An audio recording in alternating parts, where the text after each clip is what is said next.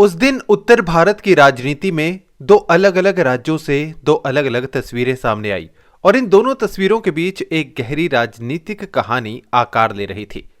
पंजाब में माहौल गंभीर था।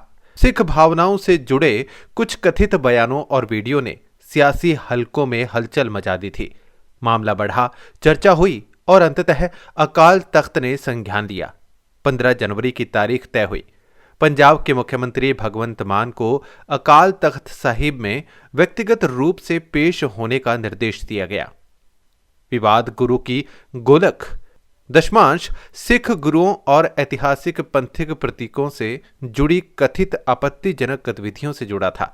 आरोप ये लगाए गए कि कुछ बयान और गतिविधियां सिख भावनाओं को आहत करने वाली थी और उनमें सत्ता के अहंकार की झलक दिखाई दी। मुख्यमंत्री भगवंत मान ने अपना पक्ष रखा। उन्होंने कहा कि वे अकाल तख्त के हर निर्देश का पालन करेंगे। मुख्यमंत्री के रूप में नहीं, बल्कि एक विनम्र सिख के रूप में नंगे पांव पेश होंगे। अब निगाहें इस पर टिकी हैं कि वीडियो की फॉरेंसिक जांच में क्या सामने आता है और पंथिक परंपरा के अनुसार आगे क्या दिशा तय होती है। इस बीच हरियाणा से एक बिल्कुल अलग तस्वीर उभर कर आई। नीली पारंपरिक वेशभूषा, पारंपरिक शस्त्र, अनुशासित पंक्तियां और सामने हरियाणा के मुख्यमंत्री नायब सिंह सैनी निहंग, जो सिख परंपरा में स्वाभिमान, निर्भीकता और पंथ की रक्षा के प्रतीक माने जाते हैं। हरियाणा के मुख्यमंत्री नायब सिंह सैनी के साथ आत्मीय मेल और सम्मानपूर्ण संवाद में नजर आए। ये कोई औपचारिक राजनीतिक कार्यक्रम नहीं था, ना कोई लंबा भाषण, ना कोई राजनीतिक नारा, बस एक सहज मुलाकात जहां परंपरा और सत्ता एक दूसरे को समझते दिखाई दिए। ना कोई विवाद, ना कोई सफाई, सिर्फ संतुलन, संवेदनशीलता और परंपराओं के प्रति सम्मान। यहीं से कहानी गहराने लगती है। एक तरफ पंजाब में सत्ता और परंपरा के बीच खींचतान की चर्चा, दूसरी तरफ हरियाणा में सत्ता और परंपरा के बीच आत्मीय मेल की तस्वीर, जिसके केंद्र में है हरियाणा के मुख्यमंत्री नायब सिंह सैनी। एक तरफ बयान सवालों के घेरे में, दूसरी तरफ व्यवहार भरोसे की जमीन तैयार करता हुआ। हरियाणा के मुख्यमंत्री नायब सिंह सैनी का निहंगों के प्रति सौम्य, संतुलित और सम्मानजनक रवैया ये संकेत देता है कि आधुनिक राजनीति अब सिर्फ भाषणों और घोषणाओं से नहीं चलती। आज की राजनीति संवेदनाओं को समझने, प्रतीकों को सम्मान देने और संवाद के जरिए विश्वास बनाने की मांग करती है। और इस कहानी का असर हरियाणा की सीमाओं तक सीमित नहीं रहता। बोले सो निहाल।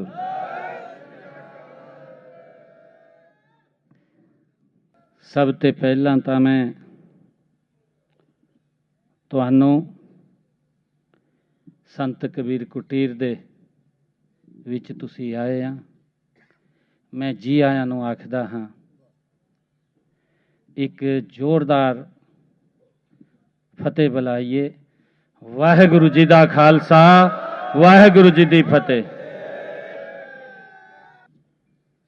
परम सत्कारयोग आप वे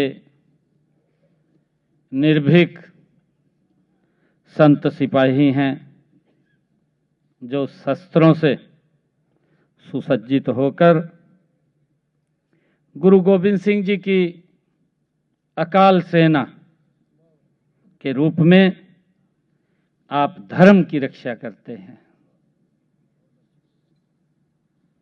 परम सत्कार योग, मेरे लिए बहुत ही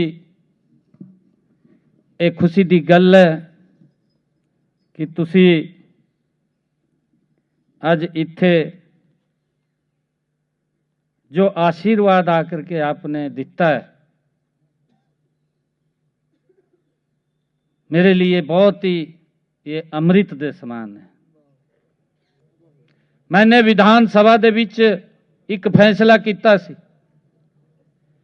कि जेड़े हमारे 84 दे दंगिया दे विच वो प्रभावित परिवार ने, जो परिवार जेड़ा मुखिया 84 दे दंगिया दे विच चले गए सी, उन्हां दे परिवारां नूं हम चिन्हित करके एक परिवार नूं उन्हां दे सरकार दे विच नौकरी देने दा फैसला मैं विधान सभा विच लिता सी।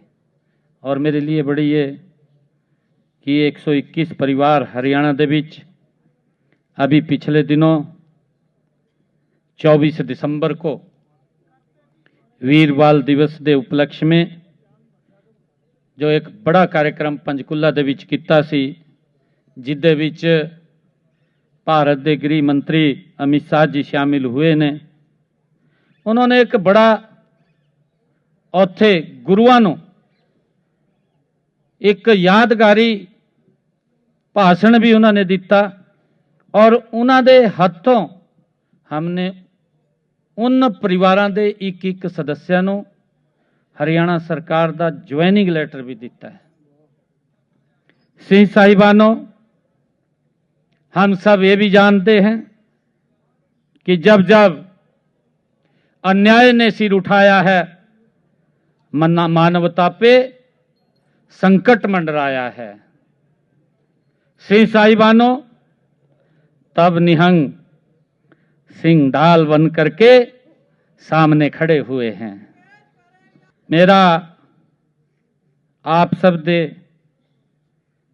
चरणों दे विच एक कहना है कि पंजाब जो कभी हंसता खेलता पंजाब था, नाचता गाता उत्सवों और समृद्धि से भरा हुआ हमारा पंजाब था,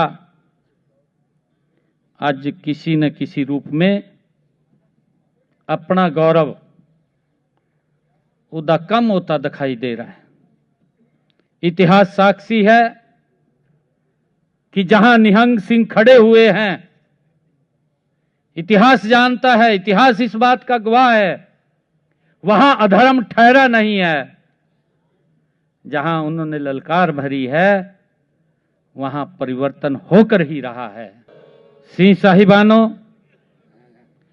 आज राष्ट्र को उसी निर्भीक आवाज, उसी निष्ठा, उसी संकल्प दी आज आवश्यकता है।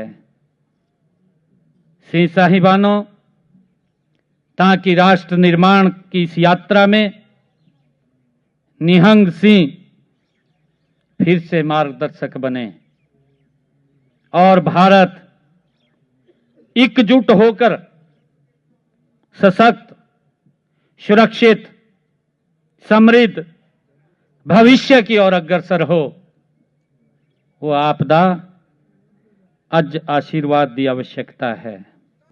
वाहेगुरु जी दा खालसा, वाहेगुरु जी दी फतेह। बोले सो निहाल,